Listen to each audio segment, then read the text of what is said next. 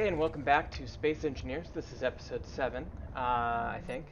And it's the first episode I'm editing after the holidays. So hope you had a good holiday. I think episode 6 posted after the holiday, but I produced it before the holidays. So either way, this is the first time since Christmas that I'm seeing you guys. I cut a little bit out there, by the way. I wanted to get to my destination without dilly-dallying. This is my destination here today on episode 7. We're going to start out by looking at the hydrogen quest where we were trying to repair these hydrogen tanks over here with this guy. Um, and what I wanted to do was figure out what components I needed to build the missing components of this hydrogen system. So, I think what I'll do is I'll go ahead and use the build planner feature. Now this is a feature in the game that I'm not that good with and I need to like brush up on, but one way to use it is you can right click on these unbuilt blocks and it'll load the underlying components, the small steel tubes and such, into a list that the game will then store, and then you can go to your assembler later and click a button and it'll start producing that list. Now there are other ways to use the build planner too, and you should definitely check out some of the other videos you might see. But anyway, I went ahead and skipped ahead and went back home here to input those things. But if you go to those other videos, you'll see how people use it. You can also like drag you know, multi-blocks or blocks into the build planner and make the assembler do it. Or you can, I think there's a way to, there's other advanced functions, but at least what I'm doing will work. Now, I'm not sure if I did this on camera or not, but I went off and got some nickel, I think last time, or possibly off camera. But I'm going to need more iron here, clearly. So I think what I'll do is I'll cut again. I'm just going to sort through my items here, and then I'll cut when I go off and find an iron mine real quick. And once we get some iron, we should be cooking with gas. We should be able to get all the components that we need. We do have some cobalt, and we do have some nickel, so we should just get some iron. So I'm going to go ahead and fly in the speeder bike and just hand mine some iron. We're still relatively early in this game, and honestly, the thought crossed my mind maybe I should do like a automatic drill system or something. And actually, I probably should have, but you know, this will be an okay method too. Is just hand drill it. Excuse me. So here's the iron deposit. I think this is the one that they told us about in the logistics pad from the administrative building for AGI. So we'll go ahead and fly our speeder over here. Now I should be able to get 2 full armfuls of iron. One I'll put in the cockpit directly, and the other I'll carry. But I need to dig down. Ooh, and took a little tumble there. Fortunately, no damage done. It's a little bit of a steep incline, but we need to dig into this to find the iron. So let's crouch down with our drill and plug away. It's not too far down, so it should be fairly easy to access. Yeah, okay. So we'll go ahead and I'm right-click drilling, obviously, which means I'm not retaining material. I'm just widening out a hole in the ground. And this is a very important feature in the game that allows you to get to your ore, and we should be any second now. There it is. And we'll just go ahead and mine up a bunch of it. Now, what I think is probably going to happen is I'm going to end up with a lot of stone. And by the way, there's a great mod out there that allows you to just basically take this. It automatically collects materials as you mine it. So, but if you kind of rapidly press F when you're mining as well or drilling, you'll pick it up pretty quickly as well. Okay, so here's 1 armful of iron. Now the game calls this, quote, realistic. It's dramatically unrealistic for any human to be able to carry that much, but and I guess I'm just going to take the handful just to get my parts moving along. Again, I didn't get any stone in that load, so this is pure iron, and it should go a decent way toward getting the components I need finished. And as you can see here, the weather is kicking in. Now, when this scenario was originally designed, the game didn't implement weather yet, so it's really interesting to see the fog affecting this scenario that was built before it was implemented. I think it was implemented in was either Frostbite or Sparks of the Future or Wasteland. I'm not sure. One of those three. It was implemented after this update. This scenario is the scenario that came out with the economy upgrades and banking and all that, and the outposts and quest system. So it is a great scenario, but it wasn't designed with weather and other things. Okay, so we'll go ahead and throw the iron in our system. That'll probably get going right away. Actually, it's kind of stalling, isn't it? Okay, well, we'll see. I'll have to see if that goes. But I got to repair this real quick. Or put this other. There's a light that was missing. Okay, so that's on there now. Okay. But anyway, that was just kind of an aside. So I think what I want to do now is start figuring out how I'm going to get these components loaded and over there. I may want to take a vehicle instead of the speeder bike because it is going to be easier to carry a large amount of things. And it looks like my iron, I mean, I'm getting some steel tubes. I need 78, I think. But yeah, my iron has yet to really kick into the refinery. So let me just kind of throw it in front of the line here. That should get, yeah, that's helping a lot. Okay, so yeah, we're getting these components are spitting out now pretty quickly. Probably will need some more iron though. Okay, skipping ahead a little bit, I'm gonna go ahead and put these in my vehicle here. So we've got a bunch of steel tubes and whatnot, and I should be able to get most, if not all of it, over to the hydrogen plant with the vehicle. So I'm going to get all that in the vehicle. And this is the button you push to add things to your production queue, sorry, not queue, from your build planner. So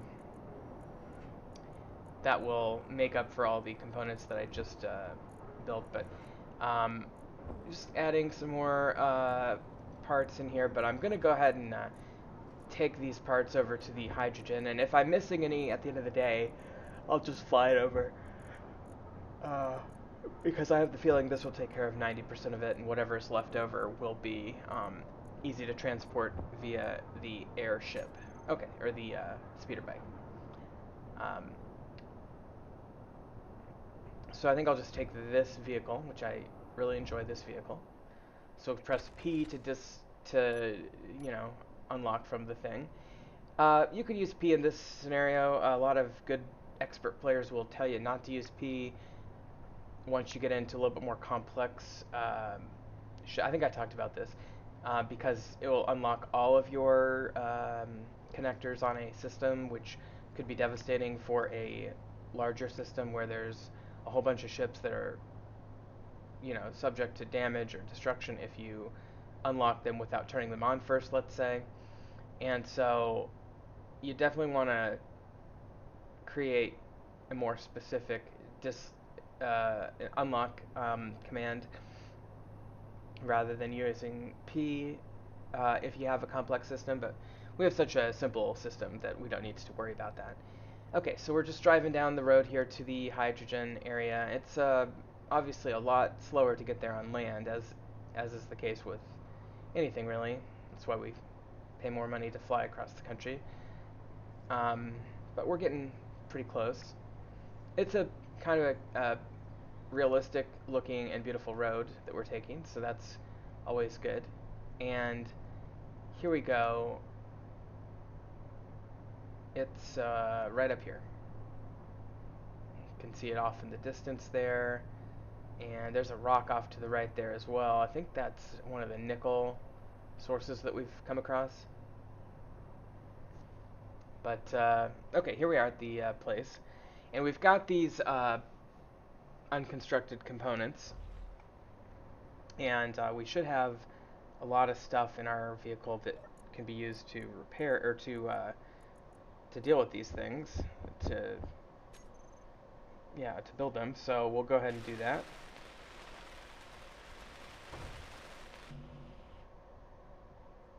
But yeah, we still need some small steel tubes there. And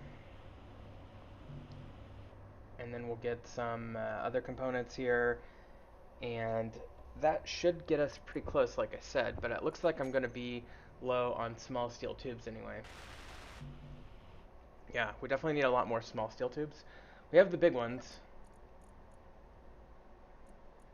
and I'll take what small ones we have.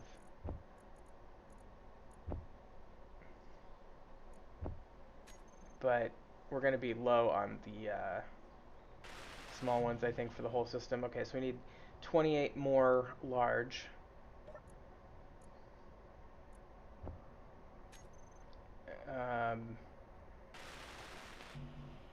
And one, okay, so now one more large. And the smalls go on those.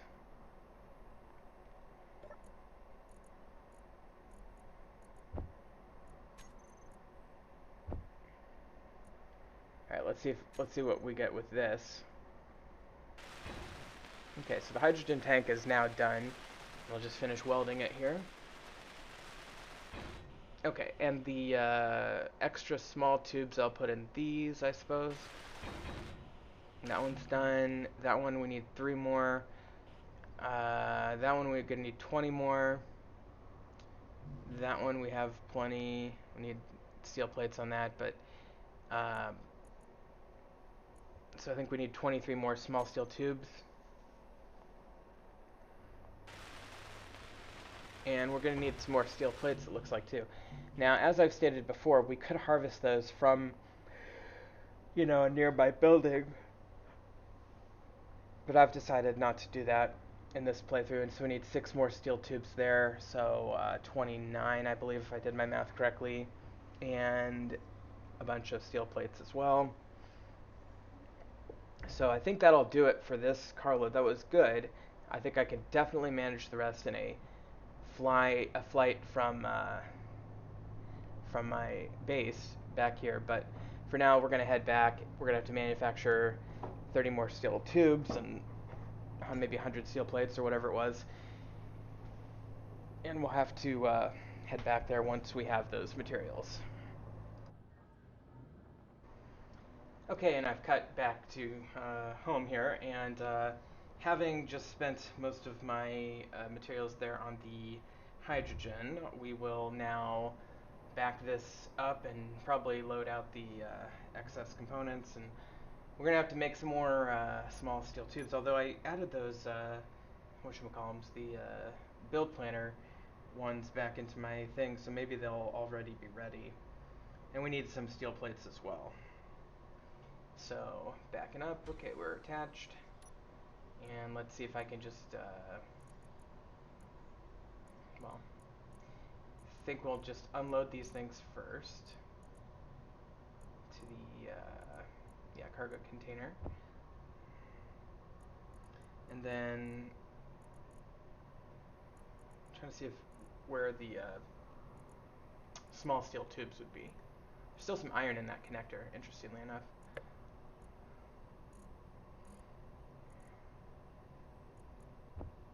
Okay, we'll get the computers, and then I think there's one more. Yeah, and we still have stone as well, which is nice. Okay, so that should be most of the excess components, and then it looks like we are running low again on iron, although, again, we have some in the system, it just, there are other things in line before it. By the way, I don't know if any of you are still going to the office these days, but man, my office is cold today. I've got a space heater on, and I had to close my door, but it's still just, it was absolutely freezing in my office today earlier. But my home is very warm, so that is good. I think I'm gonna go ahead and grab some more iron real quick while it's convenient. I'll join you again once I've got a good load of iron to head back. So most of my mining here has just been getting a bunch of stuff, dumping the rock, getting more iron, dumping the rock, getting more iron. But I've got mostly iron. I just got a little bit of rock there, and I've got a cockpit full as well, so I should be good to go.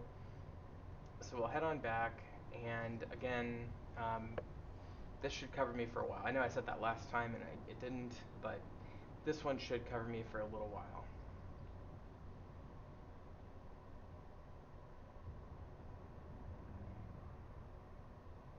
Okay, and here's our base. We're flying in, and we'll go ahead and land.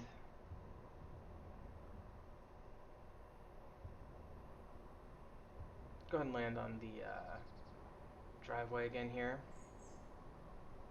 I love these tracks, by the way. Again, when this scenario was designed, these tracks didn't exist, and they really add something. That was added by the Wasteland DLC, I believe. Oop, that was a bit of a rough landing there, but it's fine. This you can. I think I saw somebody do a test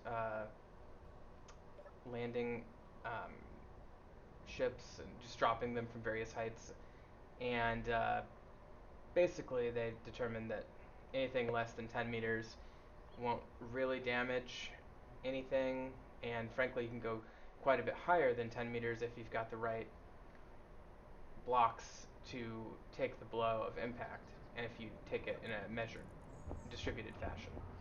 Okay, so that is more iron and stone there, and we'll go ahead and get that prioritized in the system, and then we'll go ahead and try to get those small tubes going. Yeah, so let's get that loaded in the front here, and yeah, we've got a decent amount of tubes coming in our assembly. I wonder if we are having power issues that are causing everything to slow down. I don't think so, but it's possible. I think we'd notice more dramatically if there was like a power loss or insufficient power to power this system. But and we do have plenty of ingots queued up in the survival kit, which is going to act as a secondary refinery. But yeah, so we've got these blocks coming in, and making some plates here. We're going to have some motors. I think we need 30 or so tubes. So if I just kind of cut in line a little bit, that should be good. And I can probably even cancel some of those large steel tubes. And that should be good. Kind of make up for it on the back end a little bit, but just kind of getting those plates and tubes prioritized. And, you know, I think by the time that 19 stack finishes, we should have enough to finish the hydrogen job, and then that'll leave us with some excess parts as well.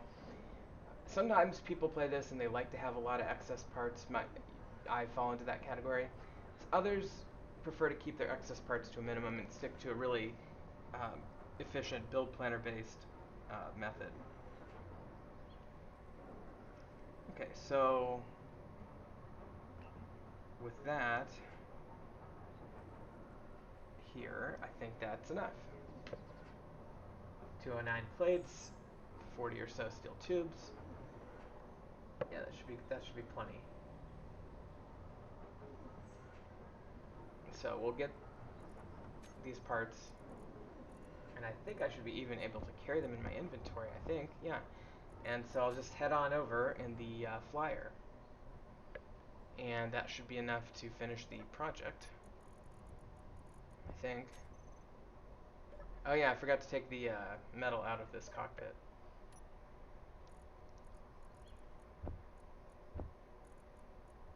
Just gonna have to do this hard way. Oops. Get the metal, put that. Yeah, I'm just kind of trading spaces here.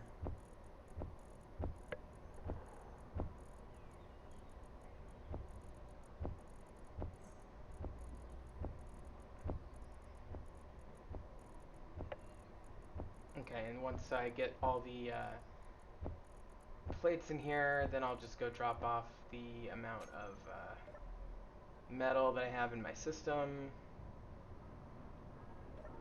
This ore. Let it do its thing in the background. I don't really have a urgent sense of needing to prioritize it now, but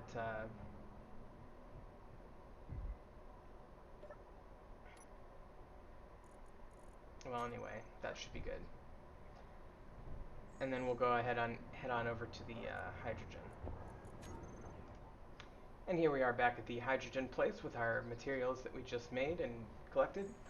And I'm going to go ahead and park her right next to it, and we'll start our welding right away. So we'll go ahead and grab these out of the cockpit here. Probably didn't even need to put them in the cockpit because they're not really that heavy. Trying to get this landing a little bit more attuned. I'm like kind of paranoid about this.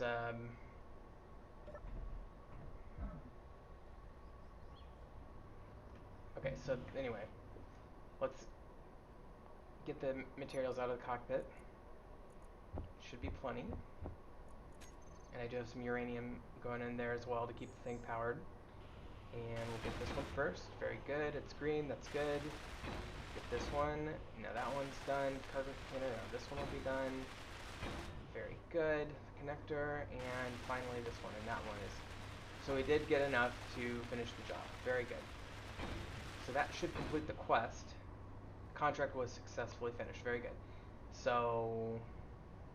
do I just get it, or do I have to go to the contract panel? I mean, this ship is fast and easy to... Let's just go over to the contracts panel. So we'll just head on over to the city real quick and check out the contracts office.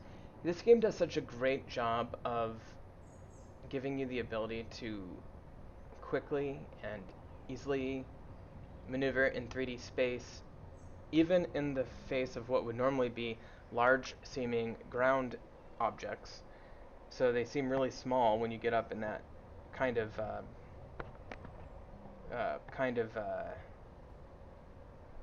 environment.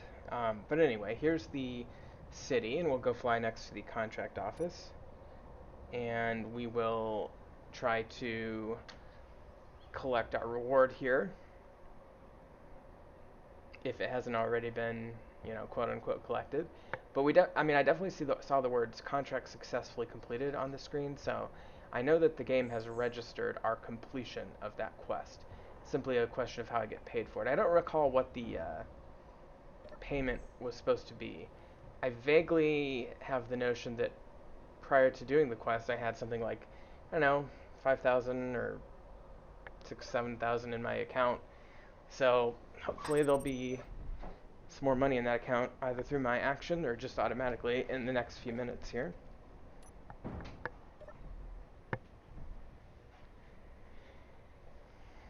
But here's the contract office. Here's the contracts, and let's click on it. Accept it. Okay, so it's not listed there anymore, and it's not under available.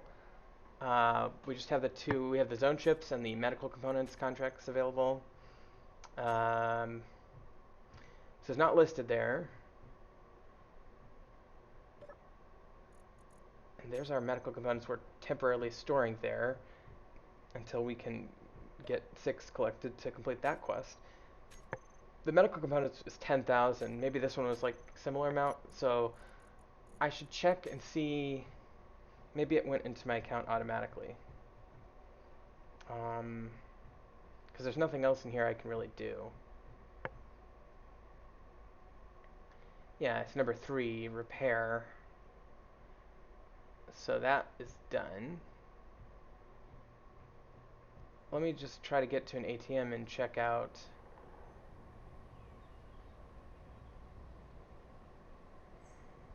Check out what my account says. It's kind of frustrating. They should make it so you have to go back to the contract office to get your reward. I think that would be better all around. It would give you a sense of certainty that you've actually completed the quest. It would be more immersive.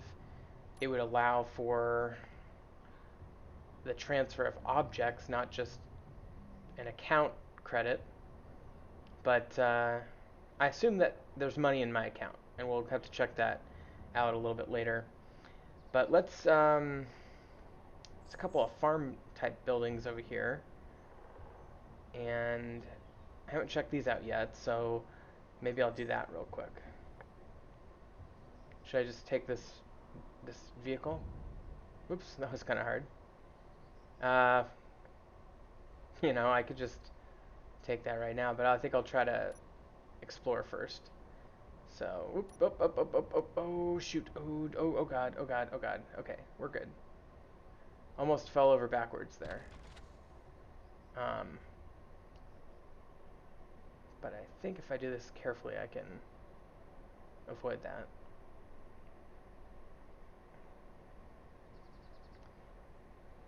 This is a fun aspect of this game is the dynamic grids like that. Okay, and then I'm going to go ahead and land, but I'm going to keep the vehicle powered and connected there. I could unpower it, but it might be hard to get up there. Kind of looks like a anti-aircraft missile vehicle with a rocket kind of wedged upwards from it. But let's explore these buildings. We haven't done much exploring the last episode or two. I mean, we have, but not last episode so much. So let's do some exploring. This is a grain silo, the unfinished round armor trick. Let's fall down, and then okay, we've got a little bit of a bunker looking thing. A little bit concerned, this looks kind of a little bit more involved than you would typically have for just a farm building. But we've got a locker and some batteries. Okay, and there's some gold ingots, good.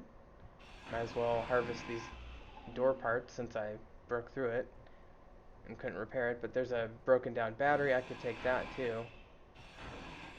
Might as well. Okay. I'll leave the other two batteries. Nothing in those lockers other than the small amount of gold. A couple of solar panels on the roof, which is a change. Usually we're used to seeing the wind turbines. So that's notable, I guess.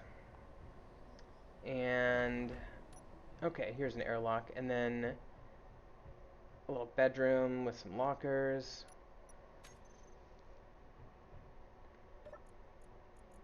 Okay, and we have a pad in here. We haven't read a pad for a little while. Let's take a look.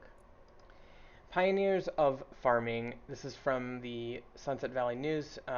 When you think about fresh, locally grown food, the Weaver family is the first thing that comes into mind. Being the primary supplier of fresh food in the Sunset Valley since its colonization. Today, Governor Benton awarded Ishmael and Amy Weaver the Frontier Spirit Medal for their dedication in pushing the Sunset Valley to become a fully self-sustained in the future. While most do not appreciate this gesture, the new generation of farmers, Cobb and Hahn, as well as Holloway, have raised concerns that most of the monetary aid of farmers goes to one address, one that wouldn't even need the aid. And this is an article by Owen Quinn of the Sunset Valley News. So it gives you a little history of the farm dynamics in this colony. There's the Weaver farm, which I'm at now, which is the primary farmer who gets a lot of farm aid. And then you got the Hahn and Cobb farms that I visited previously. And then there's a Holloway farm, which I haven't visited yet. The Hahn and Cobb farms are jealous of Weaver. We don't know quite how Holloway feels. So we're going to go ahead and mark this down. Mark it as visited. Okay. So that looks to be the bedroom. And then we'll go over here. There's a wardrobe. I need to...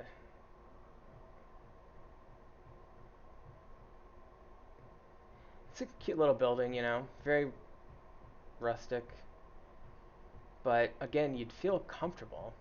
One of the reasons I feel comfortable in some of these environments is because they store things so well so that it's uncluttered. It's entirely uncluttered. Okay. Well, that's the Weaver farm. Now I did see, and I'm just going to drive down here. There was an outbuilding or some other building right next to it down this hill. Um, oh, we got the handbrakes on. Get those checked off. Okay, so we'll head down over here to this other building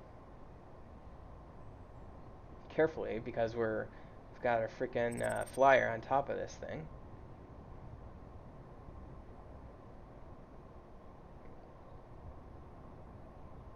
Okay, and we're approaching. And there's a socket in that building there, a little connector.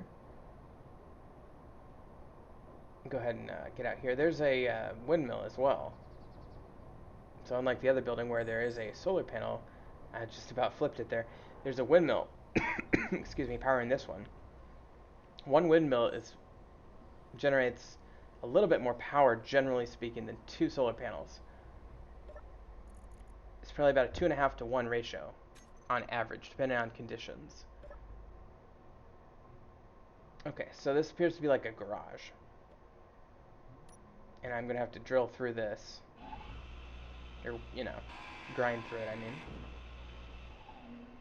Okay. Just in the event of a turret. Get our rifle out here. Not seeing one. But I could totally have seen one in a room like that. Okay, so let's check out this storage area.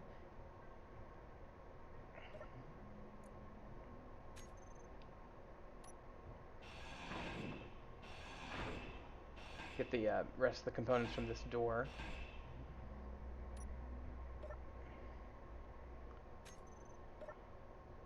Switch over to the there we go. I forgot to do that on a couple of these. Okay, there's lockers. There's another pad. Let's read that.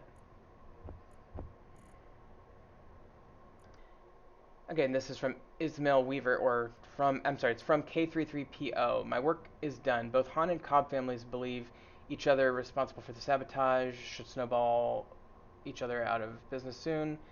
Bring the payment to the troll base, and then they give me the troll base GPS. So this appears that Ishmael Weaver hired K33-PO, whom we've heard reference to, I believe, from Malcolm Benton, the governor,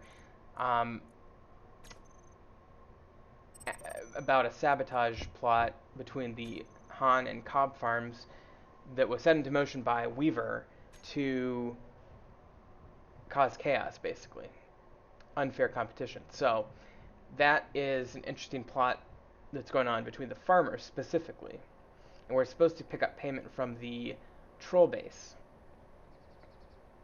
And I think we heard reference to the troll base earlier as well. If I'm remembering correctly, the under the bridge cave, there was a pad in there where the guy said, "Welcome to the troll base. Get it? Under the bridge, troll," etc.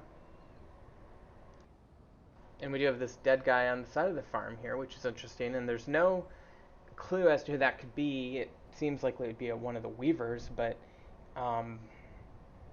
there's no pad explaining that somebody wasn't feeling well or that something was off.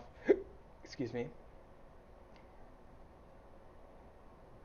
So it's probably one of the Weavers, but who knows?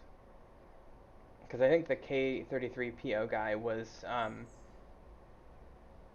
possibly the dead guy in the troll cave, if I remember correctly. I could be misremembering the location of that body, but we can easily just head home now with this vehicle. We might as well just carefully rotate a little. Okay, I think we can handle it over this valley. Worst case scenario, I just drop it, but I think we're good.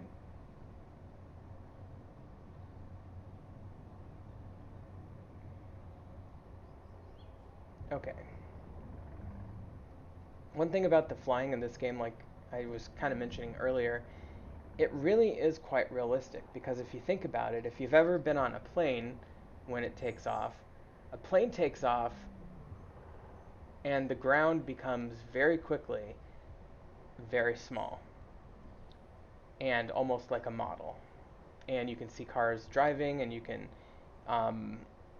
see, and you're moving so much more quickly than the slow pace of things going on the ground. So the idea that you fly up and everything becomes so tiny all of a sudden is pretty realistic. I think maybe the acceleration is a bit unrealistic, but the everything else about this is very realistic. And this is supposed to be, I was reading online, space engineers are supposed to approximate the technology that will be available in 2080 or 2081. So 60 years from now. And if anything, I'd say they're underestimating it a bit. But anyway, okay, so we dropped off our stuff from that journey, and let's put a uranium in here just to keep it going. Hang on 1 second. Okay, I had to sneeze. I love sneezing. I don't know about you guys. Okay, so with our ship, and again with its power still coming in with that uranium, we should have plenty of time of flight time on this ship. But let's just, for the sake of peace of mind, I kind of want to check on a couple of things in particular. So that Weaver Farm plot between the Han and the cops whom I'm flying over now, yeah, the troll base is exactly where I thought it was, under the bridge, where I think there was a reference to it in a pad. So we will head down here, and we will just double check, I guess check off might be a better way of saying it, that location.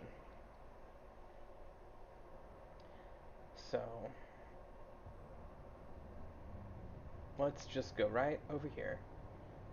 And then another thing, so now that I've confirmed that's the troll base, we're over here anyway. I wonder if maybe we should check out this one. Now this is something.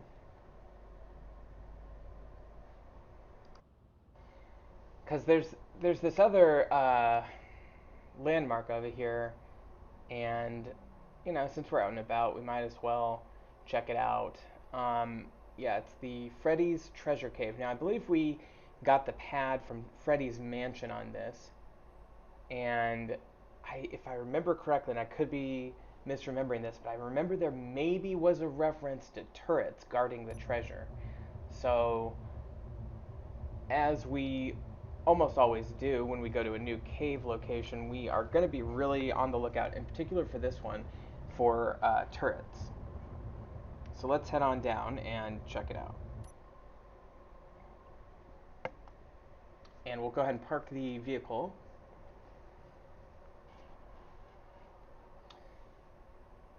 Nice safe landing here. By the way, apparently you can't, and this is shocking, but apparently in a safe zone you can't use your landing gear. I didn't know that, but I guess it's to avoid manipulation of objects inside the area. But okay, ooh, what do we got here? There's a dead guy right at the beginning, and he's got a treasure chest with a pad in it. Freddy Reese. Damn, it hurts. How did I forget about those damn turrets? Damn, it got me pretty bad. Wasn't really expecting to bleed out after being shot by my own turrets. Damn it. So this is definitely the body of Freddy Reese, the nightclub owner and the owner of the mansion who we visited earlier, who had a turret in his garage. And he is telling us via that pad that there's a turret, and there it is. Oh god, oh god, oh god. Okay, well that was actually really easy.